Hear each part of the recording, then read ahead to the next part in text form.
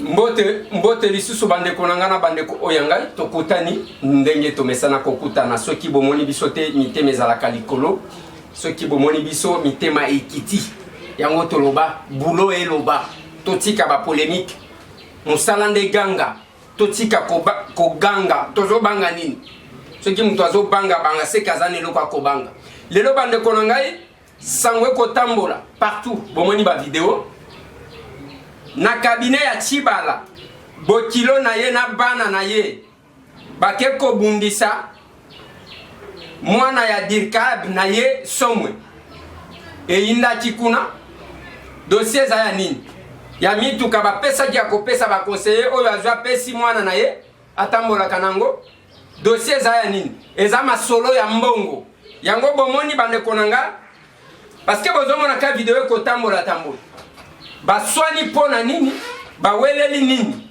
5 jipe yaki ya kopesa quelques conseillers oyo azimoko apesi mwana na yo lié akopesa ba conseiller bana ya Tshibala balobite biso nde tokokaki kozwa yango conflit yango moni babosani keza bureau ya l'état mbongo na bino peuple congolais somba ba mituka lelo ba ko régner ba yeba dominer ba vandi wana ba yena quartier ba pesi bino mo 100 francs 200 francs bobeti maboko congolais bokoyo kaka mkoloni. Vous ne pouvez pas vous imaginer mutu azalaki ata na vélo te ngonga mukia bandi ko bwaki na bino ba mbongo. Il n'a rien amélioré par rapport au social. Toyeki wana ke basuspendre batu basalini eza ba makambo moko soni moko akosakana te bakendaki kuna bazalaki bloqué baolenga nkoi ba Roger Lumbala ba Tshibala bakapika banani ndenge bakendaki bloqué wana après bakabwani lelo soki otuni bato baolenga nkoi bakoloba na weke Tshisekedi azalaki ba infiltrer kieti na o sommet oyo balobaka parce que tango bakota la Tshibala na ba vérité bakoko découvrir tango bakota la kapika balobi ba oyo nde bazalaki kolia kovanda place moko na Tshisekedi en tout cas nzambe kande mtu abatela yango moni pe autopsie sengamaka pona liwa ya Tshisekedi bien que tu lelo toyeba ka suite te eza compliqué bande konanga pendant que tango ozo komona ndenge toko vivre na Kinshasa tozo vivre ndenge tala ba mituka ndenge kozika wana biso moko to vivre ikambwana batu balingaki basila na karwa tala ba mituka etambola na Kinshasa incertitude partout incertitude lelo ka Tshibala quitté aujourd'hui akolobaki atiki empreinte nini Sami Badi Banga ya kiao totunie au moins Sami Badi Banga to kina mbushima e babengi biso ke apesa 1 million de dollars pour que babongisa ravin moko babenga kambala wa chito oyo ezalaka kuna bien que silate mais oyo Tshibala lelo soki alongwe nde yango matata ponyo mapom yo mutu ozwa initiative ya kotia ba buste ya nani buste ya ba premier ministre bikeko wana mitu ya ba premier ministre ezana bikeko kifo kobuka kobosa na kebaleka parce que quand vous arrivez là vous ne faites rien pour l'intérêt du peuple congolais nyonso na ndenge na yo moko eza soni place bozalisko yango na lobaka na bino la nomination de quelqu'un à un poste de responsabilité surtout makambo ya l'état ya ko gérer loko ya batu nyonso no ba Kongo biso batu nyonso ba congolais nyonso basalaka enquête de loyauté ce qui ne se fait pas on sait sur base de quoi on sélectionne les gens tomona ba musu babunda na babara awa tomona ba mususu donc ba mususu bazo sala sous l'impulsion du raïs donc tomona bango ndenge na ndenge mais nous sommes là lo babandi ko bunda bazo bunda wapi na primature banani bazo bunda bana ya oyo na bana ya oyo voilà le théâtre oyo même ba matata ngo balakisa bisote même ba muzito ngo to ki azaki na 300 conseillers balakisa bisote mais oyo eleki siko Tshisekedi eza place nini na comportement ya Tshibala ki Tshisekedi akobeta tolo ato zo mona liste ezo tambola bozo wanga na yango bina bozala kaboi bozui UDPS ya Tshisekedi bolongoli parmi les partis politiques. En tout cas, Bwana Kanza. Boyebi à quel niveau, où est-ce que vous vous exposez? Boyebi wapi? Ko signé bolobi ngai na ko silisa kombo Tshisekedi na mokilo. Donc la mission au ba recruter qui yo ezala qui pona ko faire disparaître l'UDPS. L'histoire de mon pays s'écrit. Et chacun doit voir comment il écrit son nom dans l'histoire du pays. Yamona lobi maloba eleka bizalilité action. Et ça compliqué. Yango bande konangai bokolanda messe au basali en mémoire ya Rossi messe wana basali bande konangai to zanga kite ko kita pona yango tangu to ko kita tozo kende pona mitema passe o to ko ka pona disparition bande konabiso Rossi Chimanga et puis na Eric ndenge bande ko ya peuple mokonzi na Bruxelles ba ko organiser marche le 24 de ce mois au cours ya marche wana ba ko récolter ba fonds ya kosunga ba famille ba kosunga famille ya Rossi famille ya Eric famille ya Rachel famille ya ndeko mususu bande ko bazozo makama mais j'insiste sur l'organisation ezala kateke toko pesa ka ba mongo sous émotion tomoni muto ko on ne sait pas anticiper za ko prévenir que tozana mboka ya makama soki likame bimi tokoki ko intervenir ndenge nini peuple mokonzi alobi le 24 marche ya makasi ko salema na Bruxelles c'est le 24 ba précision ba pesi ba précision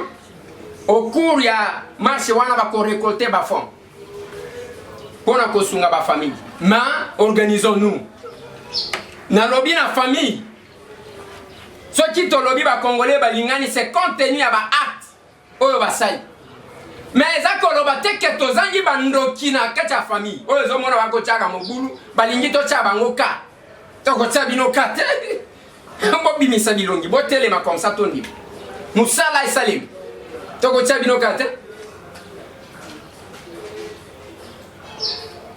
na kati ya masi wana bandeko na ngai eza na bato bazoluka kivedete bamosusu bakoluka succès mais ce que je dis que est-ce que nous réfléchissons tant tokenda kosala messe ya bao bakufi nous réfléchissons sur le pourquoi ya liwana bango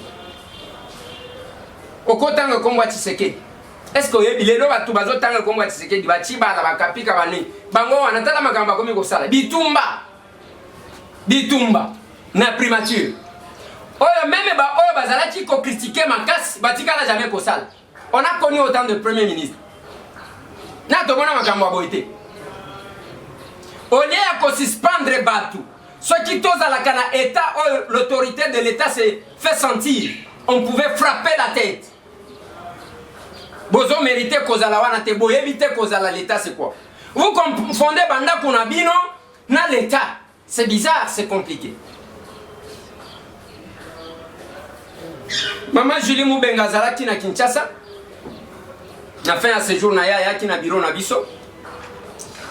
Azanga kite ko pesa maloba pona mission o yela ki a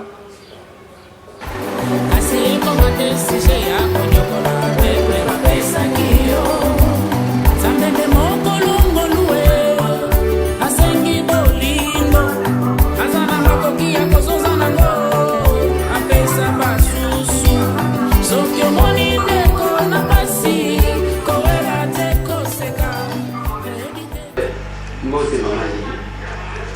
Mbote papa des heures. Voilà. Vous voyez, les choses on a dit, passer ces jours, je pense que pourquoi on a fait un séjour d'ailleurs. Oui, on a comme fait un séjour. Voilà. Ni il y a qui congé, il y a qui mission, ni oui, en fait, on a battu na tira qui ngana za congolais na zoya na mboka nanga. Tukoti ko yeba l'objet ya déplacement na Kinshasa. Ok, déplacement dans la Kinshasa, ils allaient les vacances, ils allaient pour nous sala. Nayaki pour nous installer Asbel mon auto créé, toujours pour nous aider bande comme ça ba congolais. Voilà, donc toujours bengango assu. Donc ezali pour s'occuper na ba étudiants mingi na bato oyo na bato baza maladie ba oyo balingi peut-être pas peut-être mais ba oyo balingi bakende ko se faire soigner na libanda ya mboka eza na ba maladie mususu awa moye bazwa soin nango zate ba maladie mususu ezosenga ke mutu abima akende ko se faire soigner na libanda ya mboka. Alors elongo na docteur Mwipata Jean-Pierre oyo azali propriétaire ya polyclinique na ye moko nde tozwaki likanisi ya créer Asbel oyo nazali pe moko ya fondatrice na kati ya Asbel oyo naza cofondatrice yango wana elongo na docteur Mwipata Jean-Pierre aza na polyclinique na ye moko andimi ko faciliter bandeko o balimba ko se faire soigner na Europe et puis na kozula ba étudiant inscription. Voilà. Oui, biloko wana ezaka moins compliqué bakobanda kobenga chaque jour awa parce que c'est tout le monde qui veut aller étudier en Europe, c'est tout le monde qui est malade qui veut se faire soigner en Europe. Procédure, est-ce que deux que mon doit postuler à kutali na bino nzela na ye apoto monani pona kotanga pona ko se faire soigner parce que ezana ba procédure boti agence oyo kozulaka bato ba visa pona komema bango kuna. Comment ça va se passer? C'est vrai, mais tu as besoin de sa maladie de papier laser. Alors pour mon pour se faire soigner, il faut réellement sa maladie. Parce que nous sommes après qu'il y a un problème. Alors ceux qui m'ont contacté, normalement, pour mon tour, il y a un poto, et ça moi passe la démarche pour son visa et tout. Ceux qui m'ont remplir les conditions, surtout au monde, la zone senga, pour notre visa, je crois que ça facilitera toujours. Mon roi docteur Mwipata Jean-Pierre, Azan la polyclinique naïe, il est lui-même le directeur général de la polyclinique naïe, c'est lui le propriétaire. Dans le cadre de la polyclinique, on a au moins 13 médecins au bazo sala na polyclinique wana. Alors, il y a un tel qui pourquoi pas aider les oyaye. Ba congolais ba balimba ko se faire soigner aux malades des autres ça bango awa bazo retrouver solution awa te et sengeli a esunga bango pona ba ko soigner na bango. Alors ceux qui m'ont contacté biso ceux qui n'ont pas pesa ba coordonner na biso ceux qui m'ont contacté biso et puis na pesa na adresse numéro na ngamoko ezali plus 31 65 36 54 38 59. On est allé à Hollande. Donc, on a répété. Donc, ils allaient plus 31, 65, 36, 54, 38, 59. On a ce Benga au maman Julie Moubenga. Alors, Bokoyi peut Benga dans le numéro à Belgique, vous êtes secrétaire Nabiso. Ils allaient plus 32, 48, 47, 34, 119. On a répété pour la deuxième fois. Ils allaient plus 32. 48, 47, 34, 119. Voilà, bon, madame Christelle, elle a un peu mieux placée à couper sa bonne information, surtout à suivre. Bon, pour directement le numéro à polyclinique, on peut sa numéro fixe, ils allaient plus 32, 24, 63, 58, 01. Donc, on a ce Bobenga directement à polyclinique. Alors, adresse à polyclinique, ils allaient à Bruxelles. Na avenue Charles Quint, numéro 372, 1083, na Gast-Ochen. Donc, ils sont à Bruxelles. Alors, adresse Yangoana, ceux qui m'ont dit, ok, se place au coup d'Amoutou, on peut savoir l'information. Ah, on a Kinshasa. Bon, Tozali, Togozala, installé, mais locaux déjà Zali, toujours déjà place, et ça na avenue de Willery, numéro 81, dans l'immeuble de la Reine, non loin à Inerbe. Nous avons siège na biso Zali, donc ceux qui nous ont qui wana a besoin d'informations. Il y a Willery, Tombalbaï, justement, ils ont appelé ça. Voilà, des places que ça installé. Donc, ceux qui ont une maladie, vous pouvez lui faciliter l'évacuation au Limbisa. Nous avons comprendre dans quelles conditions nous travaillons. Comment vous pouvez toujours saler là. Et en gros, nous travaillons dans ces conditions-là, vous comprenez. Alors, ceux qui ont une maladie, une association a bien facilité la démarche à un visa pour que se faire soigner. Bon, il y a un visa de polyclinique. nde kosengela ye visa par rapport à dossier médical na ye oye akopesa biso. Ok, ensuite pour la bato ya kotanga parce que wana baza ebele hein. Oui, pour la bato ya kotanga ba contacter toujours biso pour faciliter bango na inscription na bango, logement na bango na inscrire bango na ba université o bango balingi oyo peut-être bon eza ba mututu na nazo kende na ba dossier na bango bango ba yimba sala ba cours infirmière bango ba sala master na bango to ba médecin oyo ba assist médecine na ye un étudiant ou assist médecine na ye alinga ko sala stage akope ko sala stage na polyclinique ya docteur Mwipata. Voilà, c'est un jeune médecin que j'aime bien, qu'on peut vraiment encourager ma classe parce que c'est vraiment rare pour pouvoir aussi un Congolais, un étranger, à sa polyclinique, je crois papa les a invités, au ya au Komo na Yomoko, Kolobana Mnogeza Mabe, au ya Yomoko na Musalani docteur Mwipata Sala. Voilà. Merci beaucoup. Non seulement ça, tous appels un projet à Sala, vraiment dans un contact nous surtout. Ils ont vraiment en cours, pour ça là-bas restaurant, dans la université, pour faciliter les étudiants, peut-être pour lire dans bango et tout dans primo BRC. Voilà vraiment biti à mon bolanga ya moi. Merci beaucoup. Je pense au repère ça docteur Mbote. Nzambe soja songi to monana. Bien que biso de Muyaga. Docteur Mwipata Jean-Pierre. Mwipata Jean-Pierre. Voilà. Au repère Mbote, je profite de l'occasion pour saluer le docteur Camille Azana Fresno. C'est aussi un Congolais, Azana clinique en Californie. J'ai visité, ils ont engagé, ils ont évité ceux qui, docteur Mwipata ils ont engagé Mindele. Parce que, oui, docteur Camille, papa Camille, ils ont engagé Mindele. Famille ils ont en Californie. Et ils sont à Los Angeles, ils ont engagé Fresno pour Moussala.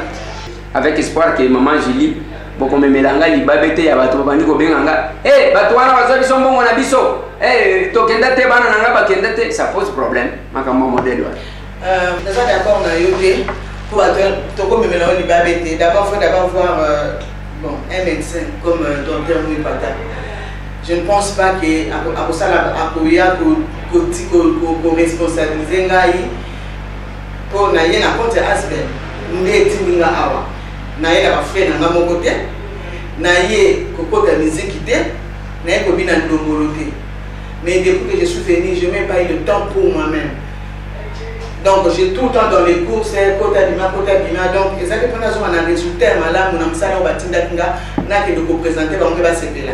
Je ne pense pas que après ko ça aventure wana ti atinda nga boye c'est ka moni que azali prêt ya aider batu, il remplit toutes les conditions oyo mundele azala ngo besoin pour faire venir mutu. Donc c'est lui-même qui va tout monde tout ça va démarche. Donc à ça mieux placé où il y a la poto où il y a que ceux qui ont ça là-bas et surtout dans la société na ymongo, donc c'est facile pour lui. Donc ils ont la mawa kota la ba makamususu o malade mususu pose la yamukie mais awa mutu akufi ngana sana kamoko na ko par exemple na kota na Congo mais une sœur a uti ko kufa pourquoi kupa makila na ye bazalaki na monte mais ba opérer quand même. Comment vous opérer mon tout na besoin makilate à zone c'était ba opérer ba on gasco makila na sima on a blo avant on a porté au salamate mais c'est vraiment pour faire tiki banana. OK, faire tout pour nous promouvoir le Congolais qui se distingue dans le domaine na bango. Toko soutenir chaque Congolais ko sala honneur ya ba Congolais na domaine nyonso akozala. Nde otolobaka. Yango même biso pe tozalaka na posa ya bo soutenir biso na oya biso domaine. Biso tokosala promotion ya ba Congolais o bazali ko exceller na ba domaine nyonso. Bino pe bo soutenir biso na domaine oyo et ça la ke biso na bino toyebana. C'est logique et c'est juste. Ce n'est que patrie ndenge wana où nous savons nous soutenir de kozala malam. Mais awa nazali pe consister pour les mukenja sale le komoko ya bien. Aimons nous vivants. To lingana tangu nanu tozana bomo iboy. Tangu toko travailler. Yango moni docteur Mwipata. Azakuna bomoni to meji kotia la bino quelques images de ce qu'il est. chaque fois que je parle de médecin na bossa naka jamais kolobe la docteur Papa Camille na bossa naka jamais kolobe la médecin dentiste au nazwaki na États-Unis. Ma soeur alingaka natanga ete parce que yaza mamelu. Mutu na mutu azana domaine na ye bande konanga et to soutenir yango nazolo ba matonge bande konanga tanka kozo kotisa elongi na yo et pas mupaya il faut yo ka conscience na yo zongi si yo na bokoko bima zo mbongo kotse pa moninga na yo bino pe bande kona biso bosala lokola bana delvote bana météo mzee Laurent Désiré Kabila kocha lobi to linyiko bana ko importer bakiti na ba mesate tozana bande kona biso basala ka bakiti na ba mes yango pesa ozone météo succès tango basombi ale bango matsaka ba prix po awa ba continuer mtu basomba te to tenir en compte to prendre en compte biloko wana. Merci à vous tous bino batutu bino bolinga kabiso te to pesa kabino merci ya bino yango faut kokoba parce que jalousie moko et ça la kabien na nzoto otangu zuwa na yezo mbatawana ya okomono bandi ko sala insomnie biso to kolala na biso calme. Ceux qui n'ont pas l'insomnie, c'est pour les Congo. C'est sur comment servir la nation. Tokenda ba Kaweli, Tokenda ba Goma, tango ba M23 ba Koti, Tokenda tango ba Katakatanga ba Koti, Tokenda Guerra, Tozalaki na résidence yané mon intime. Et je dois vous informer que juste avant la diffusion de l'élément, je reçus le mystère de mon intime dans mon bureau. Na maki mutwane mon intime, on a échangé. Na lobi na ye papa bino nde ba proche ya ne mon antemi il m'a rassuré que ne mon antemi là et d'ailleurs remission na sala ki na résidence na ye asi azu yango. Mais na lobi pendant le temps que tout le monde parle il y a des crispations na ba makamsu ata mutu moko te ko réunir courage ya ko défendre ne mon antemi ata mutu moko te kana yo zo mona ba msu ba betela ki John Chibangu maboko ata moko te capable de le défendre. Roger Lumbala kenda kama kamunaye, Moïse Moni de la Zala qui ko défendre ya on a Kinshasa. La part unie. Mais batonné mon antenne bazawa pinalobi nandeko wan. Je pense que d'ici là vous allez suivre l'émission avec Bandeko ya Bundu ya Maya. Voilà Bandeko nanga boulot et ganga. To diminuer malo. Mais ngonga oyu ezaya kosangana. Ya bomoko. Mais il faut bokeba. Na famille nyos ata soki bolingani ndoki azanga kate parce que eza année à opération attrapée. Merci.